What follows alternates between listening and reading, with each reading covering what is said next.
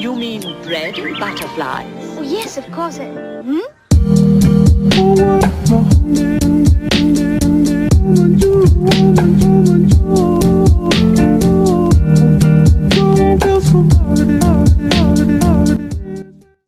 Hi friends! So today I'm going to be making a video on how to make a GFX in Blender 3.2. Obviously there are like different Blender versions, but I personally found this not necessarily the easier one, but I find it better because it's like less laggy than the older ones. I don't know why, it's just my opinion. So this is going to be a beginner's tutorial, so if you're new to making GFXs, this is the perfect video for you. I'm going to be showing you how to make a transparent background and how to switch out accessories and change your face and whatever else you want, because it's pretty simple. If you want another GFX tutorial to make a more advanced GFX, please let me know, but I'm not gonna like make one right now because I don't really do GFXs as much anymore, so they're not good anymore. I can only do these basic ones now. So anyways, let's get started with the video.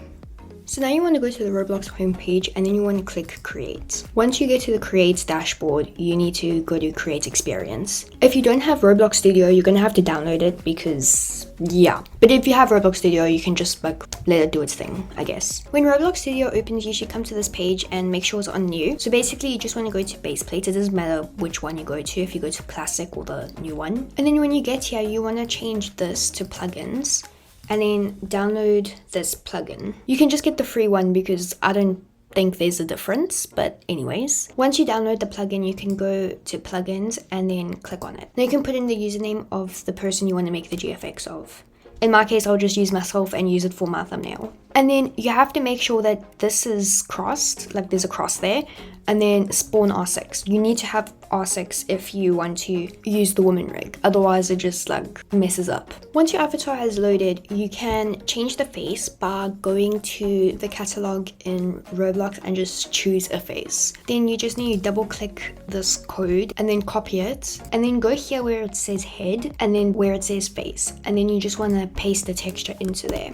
And then it changes your face. But if you have a specific face you want to use from your decals like I do here, then you can right click and then say copy asset ID. Okay, now this part is pretty important. So you want to open up this if it's not already open, although I'm sure it should be. So you want to right click on your username and say export selection. And then you can save it wherever you want. I usually just save it to my downloads. I don't know why, it's just the thing I do. And then you can just call it whatever you want. And then you have to say save.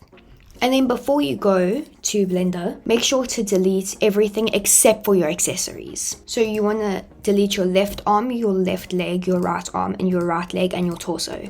Everything else must stay. Then you want to click on it and then right click here again and export selection and then just name it whatever you want. I'm just going to say accessories and then you can save it. So if you want to add in any accessories, you can go to plugins and then download insert assets. I'll leave the link to all the plugins and stuff in the description. And then you can put in whichever thing you want. I'll show you an example now. So let's say you want to change your hair to this. You just need to copy the asset ID again and then insert it. And then you want to get rid of your hair and then you want to take it and then put it onto your avatar like that, and then it does it automatically for you. And then you can just save it like normal. Okay, now we're done in Roblox Studio and we're going to go to Blender 3.2. I'll put the download link in the description again.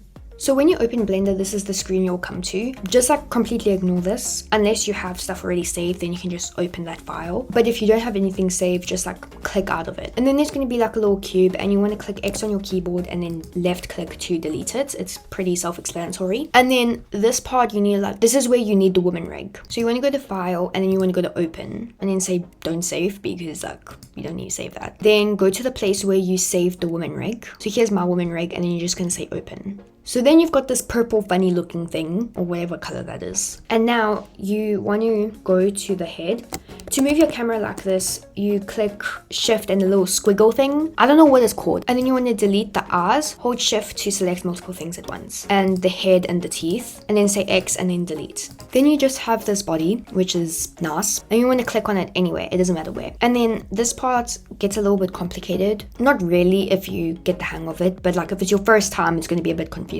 So you want to click here by these little funny things. And then you want to go all the way here by shader editor. Then there will be this little thing. You can like take it out like that, and then zoom in until you get to texture. And then when you get to the texture, you want to click on this file. Okay, so once you've clicked on the file, you can go to the place where you saved your avatar. I saved mine by downloads, and you want to make sure it's on these little square things and not one of these, because then it's just like kind of complicated and you don't know what you're clicking. Then you want to click the one that looks something like this. It looks a little weird, but anyways, then say open image, and now you have your avatar with your clothes and skin. Before you move on, you can go here and then go to properties, because we're done with that. Okay, so now you obviously need your head and your accessories, so you want to go up here to file, and then you want to say import, and then you want to say wavefront. Then you can import your accessories. Make sure it says .obj, because that's the object. So if you just have a head and no like extra accessories that you want to move like individually, then just import it like that. But if you want to move everything individually, then click here by geometry and make sure it's on split, and then say split by group, and then you say import, and then it will look something like this. Okay, I don't know why it's so far. It shouldn't be that far. Now you're going to click each and every individual item like this, and then by the Z you're going to say 180, and you're going to do that to all of them. Okay, yours shouldn't be like this. I don't know why mine's doing this. It's never done this to me before, but you can just select them all and move them all back. So now you have your avatar, and you can see these little funny lines. Those are to move all the limbs. For example, if you go here to rotate and you pull this up and down, it moves your arm, and then you can just do whatever you want.